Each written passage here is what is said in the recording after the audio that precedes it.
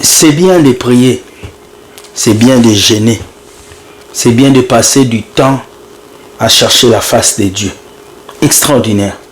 Mais prier avec qui? Chercher la face de Dieu avec qui? Mesdames et messieurs, bienvenue dans votre émission Entre nous. Ici, nous encourageons les vrais pasteurs, mais nous dénonçons les faux pasteurs et les fausses églises qui ruinent des innocents.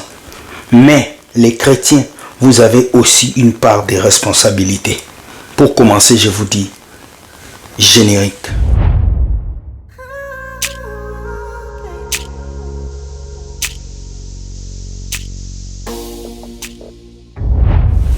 Matthieu 7, versets 15 à 16 nous dit, « Gardez-vous de faux prophètes.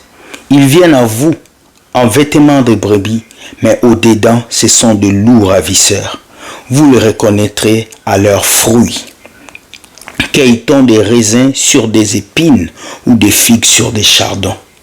Ces versets nous montrent que les faux pasteurs viendront comme des brebis. Ils ne seront pas avec des cornes.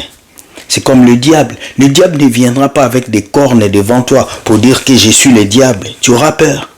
Mais le diable viendra avec une apparence de beauté fantastique. C'est comme quand une femme rencontre un homme. Il ne peut pas voir que cet homme est méchant parce que cet homme affiche tout ce qu'il a. C'est de la même chose.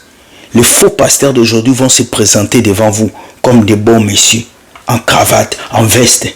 Ils seront gentils, ils seront beaux, bien coiffés, pour vous montrer que eux, ce sont les vrais pasteurs. Alors que c'est eux qui vont vous détruire. Aujourd'hui, je vous ai apporté deux vidéos.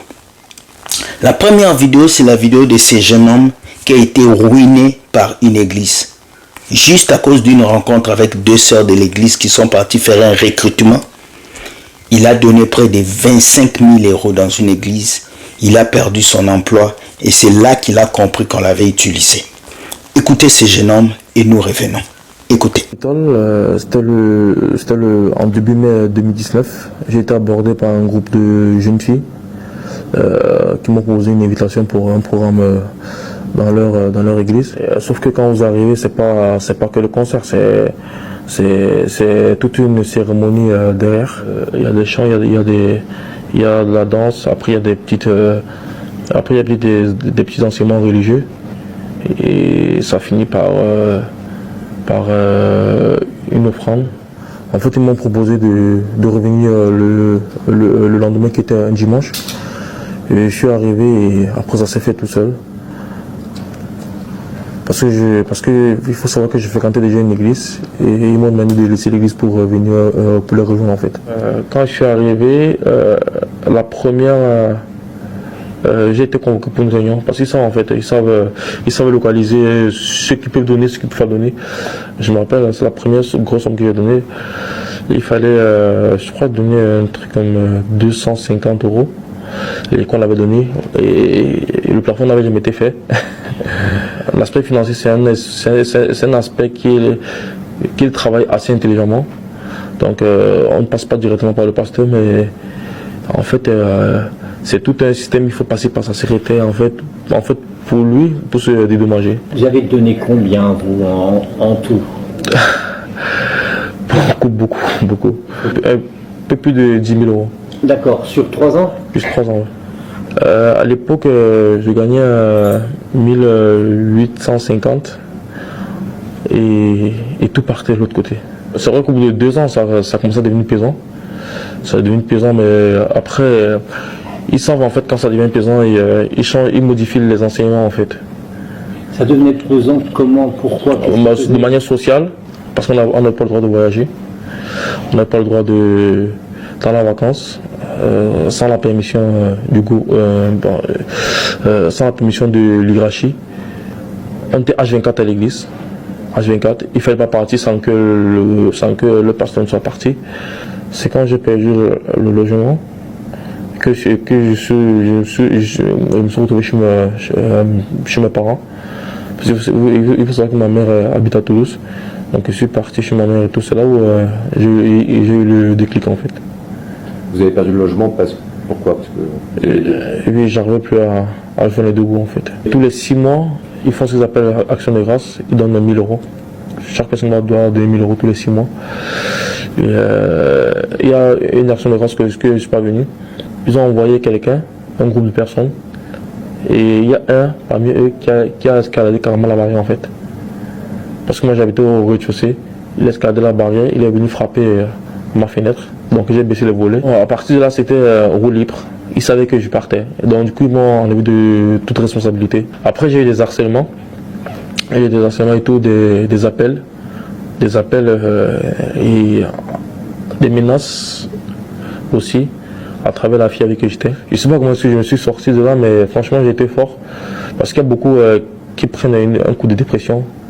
Beaucoup prennent une dépression parce qu'en fait, il faut savoir que vous êtes comme dans une bulle pendant plusieurs années. Et quand vous sortez de là, vous êtes comme si vous êtes en train de réapprendre comment vivre en fait. Donc vous êtes complètement coupé du monde social. Donc beaucoup sont tombés en dépression. Il y a beaucoup qui n'arrivent plus à travailler. Et moi je parle de mon cas précis parce que moi j'étais fort et tout. Mais il y a beaucoup dans d'autres églises aussi qu'il faut que franchement que ce soit la mairie, que ce soit la préfecture qui puisse vraiment mettre un accent dessus. Voilà.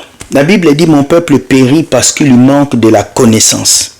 Ce n'est pas une connaissance de l'université. Ce n'est pas un diplôme que tu as, mais la connaissance dont on parle ici, c'est la connaissance de la parole de Dieu. C'est le discernement. Ce jeune homme a perdu tout ce qu'il avait. Il vous a expliqué. La première somme qu'il a donnée, c'était 250 €. Après, il a donné 500. Et quand il calcule tout ce qu'il a donné, c'est dans les 15 000, 20 000 €. Si un jeune homme de près de 28 ans est capable de se faire escroquer 25 000 €, et une maman de 50 ans, et un papa de 55 ans, donc vous voyez que ces pasteurs sont des voleurs, des menteurs. Et ils vont envoyer des gens pour vous recruter. Parce qu'aujourd'hui, on n'évangélise plus. Ces églises bâtiments n'évangélisent plus. Ils font ce qu'on appelle un recrutement. Oui, le pasteur s'assoit dans son bureau climatisé. Il dit aux belles femmes de son église, allez chercher des fidèles. Amener des fidèles. Pas pour qu'on puisse prêcher la parole de Dieu, mais pour qu'on puisse s'escroquer. Parce que plus de fidèles égale beaucoup de dîmes. Plus de fidèles égale beaucoup d'argent. Donc ce jeune homme a été recruté. Il n'a pas été évangélisé.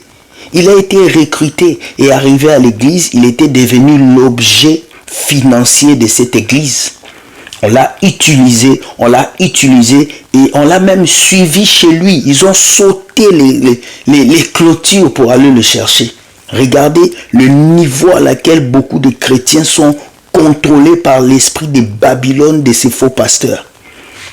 Je me rappelle, moi, lorsque j'avais quitté les églises bâtiments, mon pasteur a commencé à me poursuivre.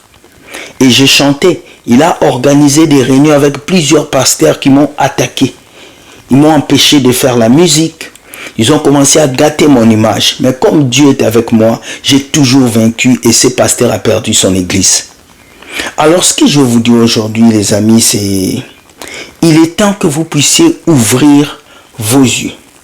Que vous puissiez comprendre que Dieu a besoin de vous. Dieu a besoin de votre regard. C'est très important, les amis. Ces églises vont vous ruiner. Ces églises vont finir votre argent. Ces églises bâtiments vont vous détruire. J'avais dit ça l'autre fois. Vous n'avez pas besoin de donner l'argent à Dieu. Vous ne devez rien à une église. Vous ne devez rien à un pasteur. Vous ne leur devez rien. C'est eux qui vous doivent quelque chose. Parce que c'est eux que Dieu a appelés pour vous enseigner la parole. On va écouter la deuxième vidéo. Vous êtes aussi responsable de tout ce qui vous arrive. Oui, si une dame m'appelle aujourd'hui. Allô frère William, je me suis fait escroquer par un pasteur. Il m'a volé 15 000 €. Oui, le pasteur n'est pas seulement responsable. Toi aussi tu es responsable. Parce que tu montres toute ta vie au pasteur. Parce que c'est toi qui lui as dévoilé ton secret. Parce que quand le pasteur te dit enlève tes habits dans le bureau, tu enlèves. Pourquoi? Parce que tu es ignorant.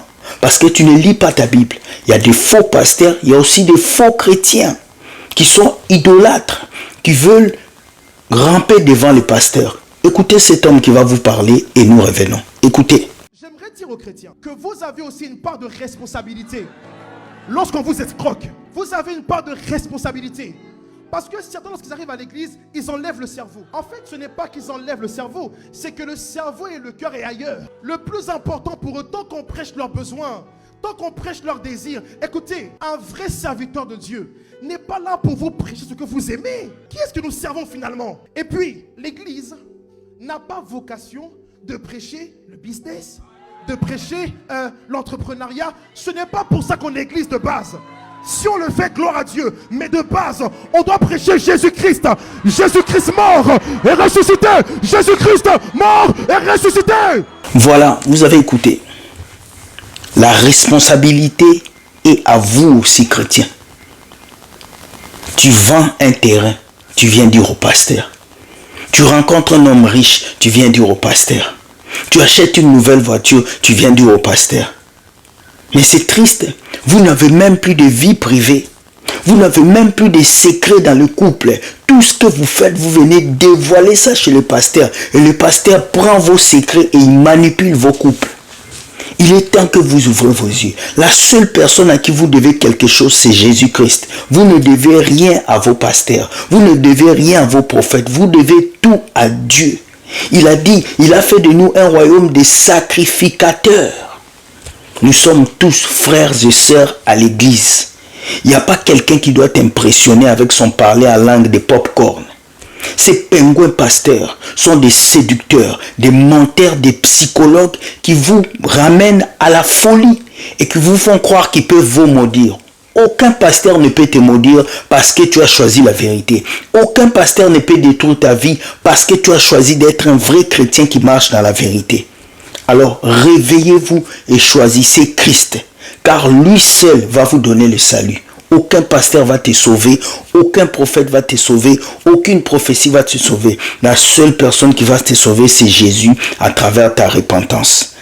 Osée nous dit, mon peuple périt parce qu'il manque de la connaissance. Like cette vidéo, partage et permet à quelqu'un de grandir, de comprendre que l'heure est venue où nous devons être rationnels. Et que nous devons vraiment voir ce que Dieu fait dans nos vies. C'est très important de le comprendre, s'il vous plaît. Nous allons lire 1 Jean 4, verset 1 à 2 qui dit « Bien-aimés, n'ajoutez pas foi à tout esprit, mais éprouvez les esprits pour savoir s'ils sont des dieux, car plusieurs faux prophètes sont venus dans le monde. Reconnaissez à ceci l'esprit de Dieu. Tout esprit qui confesse Jésus-Christ venu en chair est de Dieu. Tout esprit qui confesse Jésus. » Donc, élevez votre niveau de discernement et ne laissez aucun pasteur venir vous mentir. Soyez bénis, bonne journée et je vous dis, Dieu gagne toujours. Bye bye et ciao.